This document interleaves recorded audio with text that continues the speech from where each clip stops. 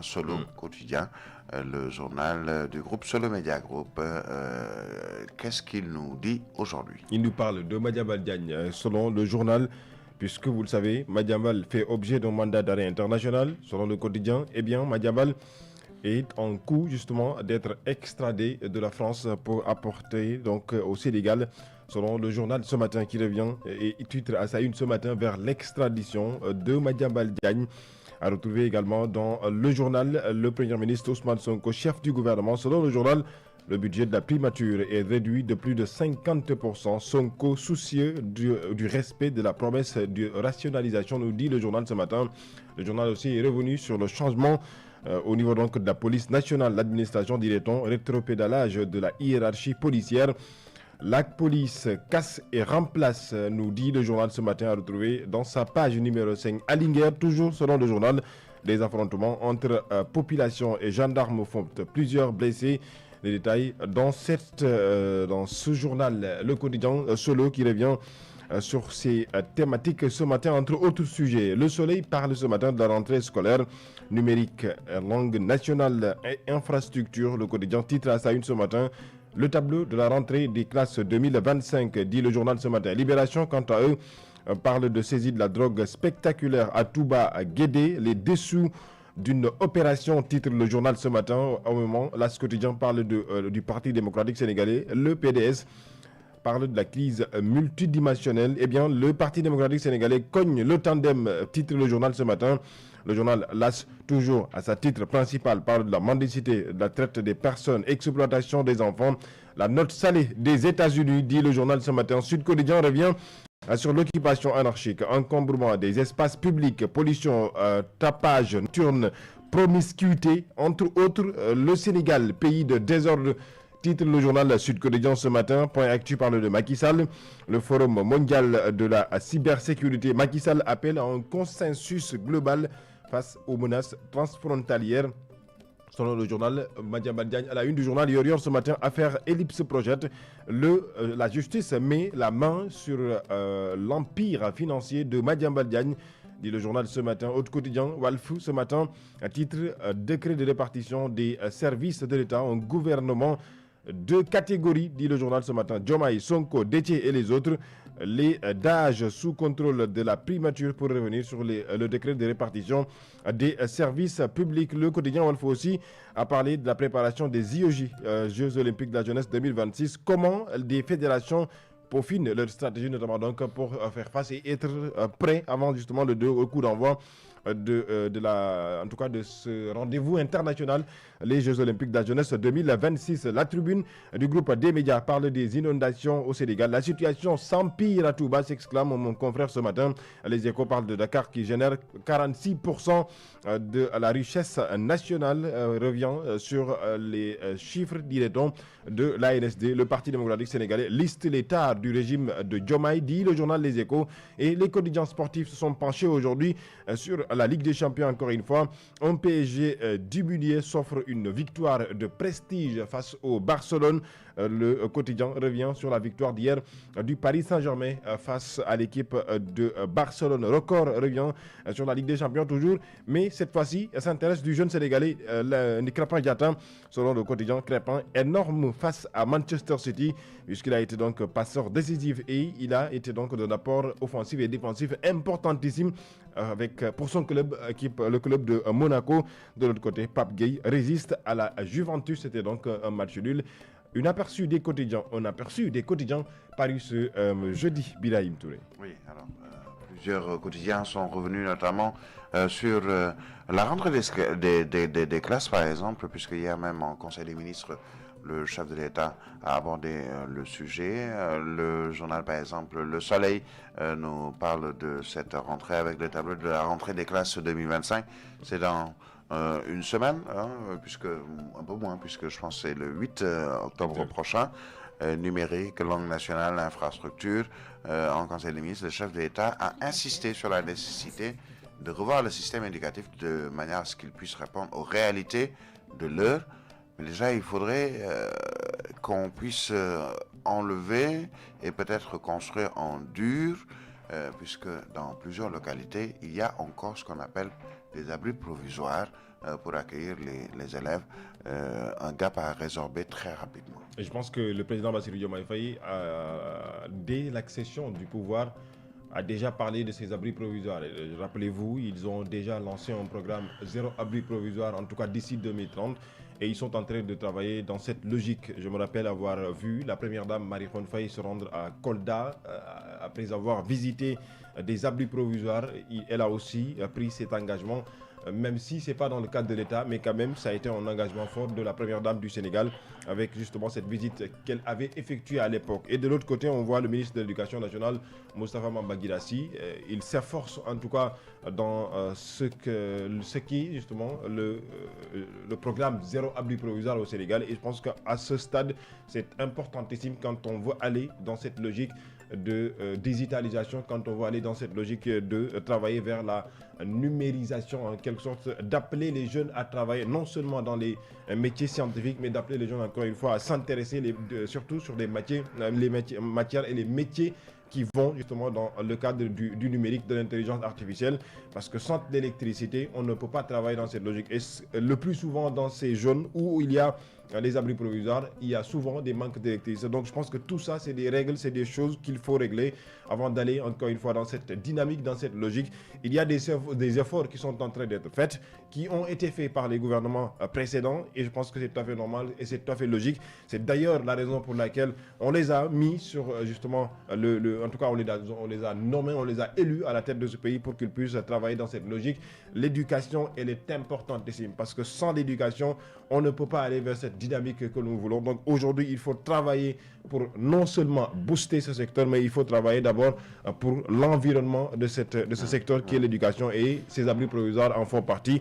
En tout cas, on attend à ce que d'ici 2029, que le projet puisse aboutir pour qu'au Sénégal, enfin, qu'on puisse aller dans cette nouvelle dynamique, c'est-à-dire on arrive à ce stade tant rêvé par non seulement les élèves, tant rêvé par non seulement les habitants, tant rêvé par la population sénégalaise, mais encore une fois, tant rêvé par l'ensemble du corps de l'éducation nationale, c'est-à-dire zéro abri provisoire au Sénégal. Alors, le journal Point Actu parle d'éducation, mais cette fois-ci avec les frais de réinscription dans les écoles privées. Déjà, il faudrait qu'on puisse revenir sur ce que le Point Actu appelle la facture salée des parents.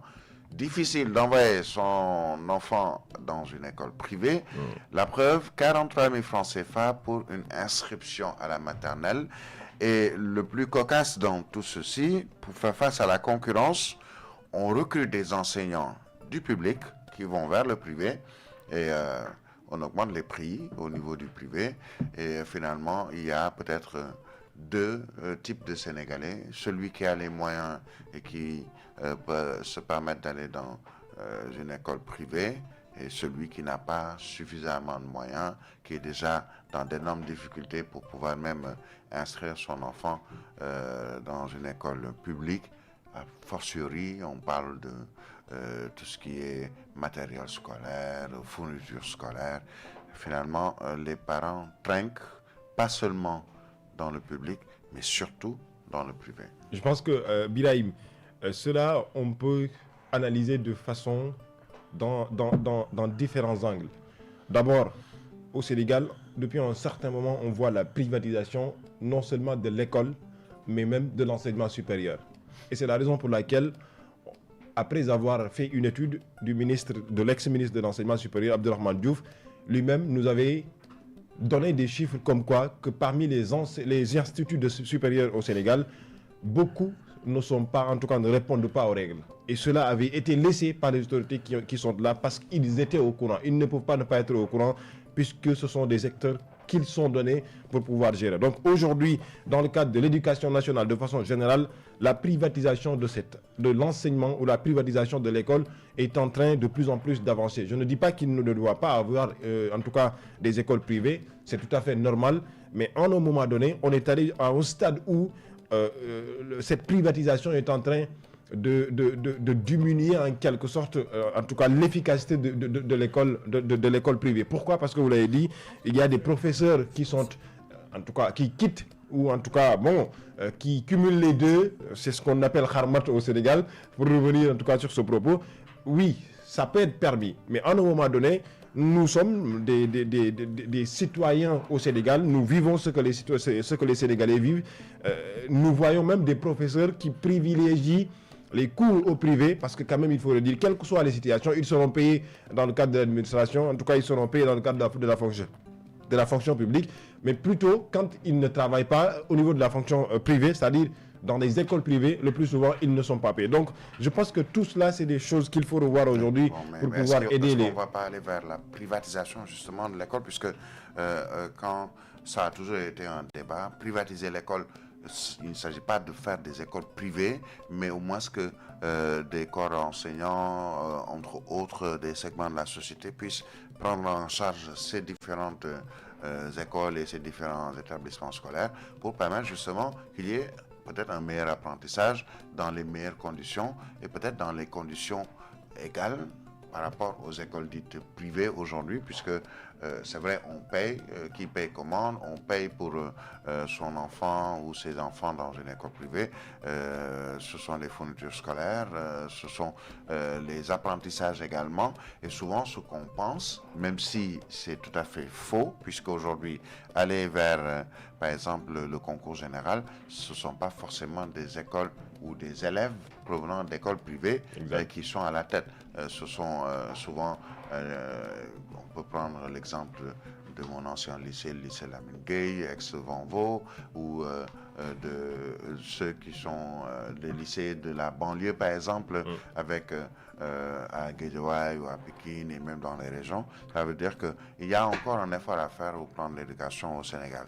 Autre effort à faire, Sud Quotidien en parle, et je pense que tout le monde le constate, le Sénégal, pays de désordre, occupation anarchique, encombrement des espaces publics, pollution, tapage nocturne, promiscuité, on ne sait plus où donner de la tête au Sénégal, et vous rentrez dans Dakar, on se rend compte tout de suite qu'il y a un désordre, mais indescriptible quelquefois. Et on n'en parle presque pas au Sénégal, parce que nul n'ose en parler d'ailleurs. Dès l'instant qu'on vous en parle, vous êtes considéré comme persona non grata. Vous êtes considéré comme ennemi dans cette société. Les tabliers vont dire non, pourquoi parlez-vous de notre désordre? Parce que, mais je pense qu'il y a un effort qui est fait et qui est salutaire. Celui qui est fait par le ministre de l'Intérieur, parce qu'il y a un encombrement, mais à la limite, c'est tout le monde fait ce qu'il veut, un peu partout. On occupe les mécaniciens, pas tous bien entendu. Il suffit d'avoir un petit coin où on met un véhicule en panne. Demain, c'est 2, 3, 4, 10 véhicules que l'on retrouve en panne. Et tout de suite, on forme un garage de mécaniciens. Les tabliers, on sait que la chaussée, elle est réservée, par exemple, aux véhicules. Le trottoir ou les trottoirs, c'est pour les piétons. Aller dans certaines zones dans Dakar, il n'y a même plus de trottoirs puisque les trottoirs sont occupés. Monter sur les passerelles, maintenant c'est également des marchés que l'on retrouve sur les passerelles piétonnes où les gens doivent peut-être passer pour pouvoir accéder d'un point A à un point B pour éviter les routes ou autoroutes. C'est comment sortir de cette anarchie, puisqu'il ne s'agit pas seulement d'un désordre, mais d'une anarchie dans Dakar et dans d'autres régions du Sénégal. C'est ça la grande question. Et je pense que la grande question, Birahim, pour en répondre, il faut impérativement, à mon avis, être dans la logique de réorganisation. Même s'il faut parfois faire du bien à certaines personnes, je veux dire, s'il faut parfois faire du mal à certaines personnes pour le bien de tous. Et aujourd'hui, cela nécessite énormément du courage, non seulement des autorités, mais du courage, encore une fois, de l'ensemble des acteurs qui doivent ou qui veulent, encore une fois, lutter contre ces fléaux. Parce que, à mon avis, ce sont des problèmes qui, de plus en plus, sont en train non seulement de s'épandre d'un point A au point B, allant même vers un point Z, parce que de plus en plus, on le voit à Dakar, on le voit et on le sent, on le vit de jour en jour. Énormément d'occupations anarchiques, énormément, en tout cas, d'anarchie en quelque sorte. Je me rappelle et je l'ai toujours donné quand il s'agit de ce sujet, dès l'instant qu'on est arrivé à l'école, quand on vous dit faites-nous un reportage pour en tout cas des tests ou des examens, le premier sujet qui te vient à l'esprit, c'est l'occupation anarchique. Parce que les gens n'arrivent plus à marcher sur le trottoir. Les trottoirs sont occupés soit par des véhicules, soit par en tout cas des parkings, on peut le dire ainsi. Tout cela, c'est des mots aujourd'hui qui nécessitent réorganisation. C'est des mots aujourd'hui dans le cadre de la société qui nécessitent à ce que l'on puisse le revoir. C'est pourquoi vous l'avez dit, c'est salutaire quand même cette nouvelle dynamique, cette nouvelle donne, cette nouvelle démarche du ministre de l'Intérieur dans la personne de Moustapha. Pourvu que ça dure, puisque au Sénégal, on commence exactement, quelque chose. C'est ce que je voulais dire exactement. Parce qu'en fait, le problème au Sénégal, c'est souvent... après quelques semaines ou quelques mois, mais pourvu que ça dure. Et surtout, il faut qu'il y ait un suivi, puisque on peut... C'est le mot adéquat. Oui, on peut aujourd'hui enlever ce qu'on appelle des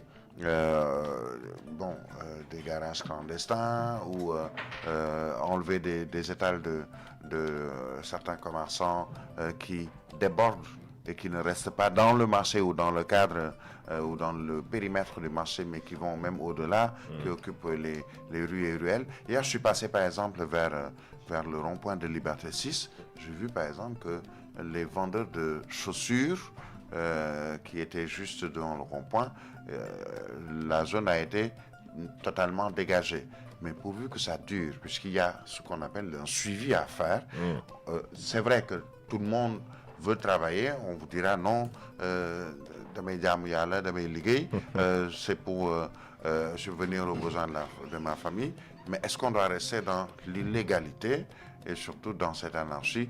Maintenant, c'est au gouvernement, c'est au service de l'État, c'est aussi même aux maires, entre autres aux municipalités, d'assurer le suivi pour qu'au moins qu'on puisse avoir une ville pour Dakar et d'autres villes même pour les autres régions du Sénégal où il faudra bon vivre quand même, où il n'y a pas de danger entre les piétons, les véhicules, les revendeurs ou vendeurs, les vendeurs à la sauvette, entre autres les garages.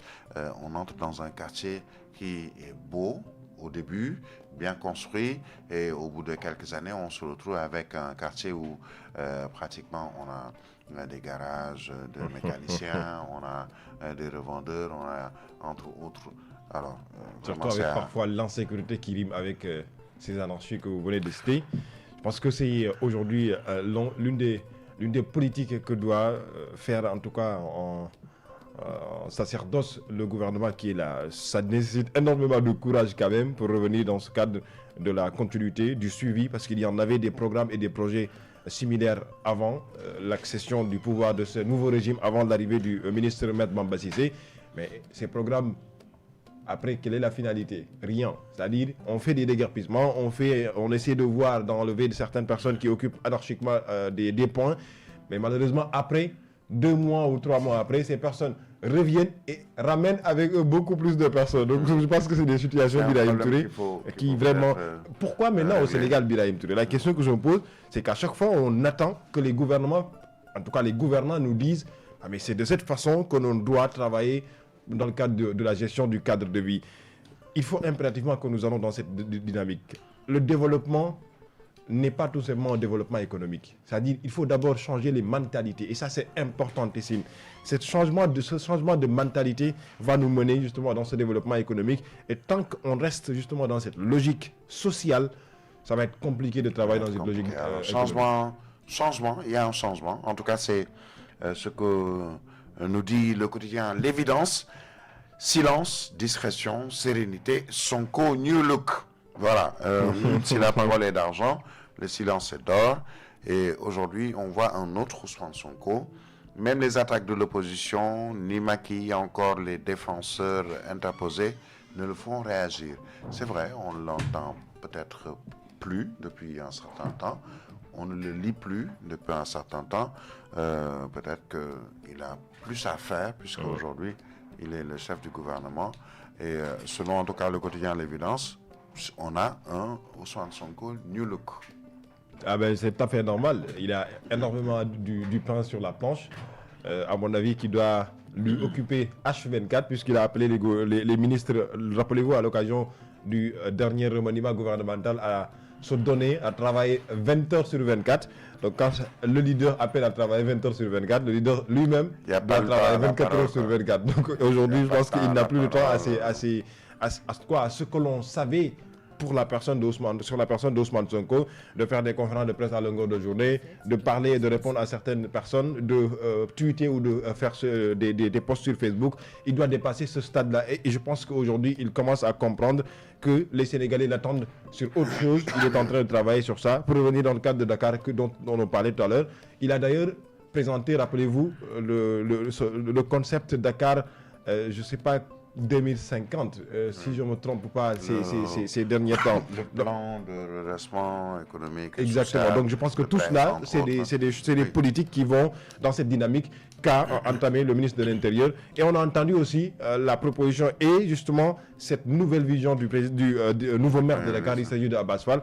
Donc je pense que c'est une dynamique, c'est une nouvelle politique de cohésion qui va dans ce sens. Et on attend maintenant les résultats dans le cadre de cette, en tout cas de ces programmes. C'est que dit le journal, c'est qu'on met entre parenthèses la politique politicienne et on aborde les questions qui concernent la politique, celle qui est l'art de refaire ou de faire sa cité. Et justement, le Premier ministre, sachez, hier, en Conseil des ministres, il a rappelé qu'il y a le lancement imminent des grands chantiers de l'agenda national de transformation ou ANT. Il s'agit de certains projets structurants phares du mandat du président de la République, tels que le projet du grand transfert d'eau, l'électrification, l'hydraulique rurale, l'identité numérique, la ligne ferroviaire Dakar-Tambacounda, entre autres. Et il a appelé en Conseil des ministres, lui, le Premier ministre, à l'intensification du rythme d'exécution des projets catalytiques en cours. Merci Alain Mensek, on te retrouve un peu plus tard puisque tu reviendras tout à l'heure pour et les sports et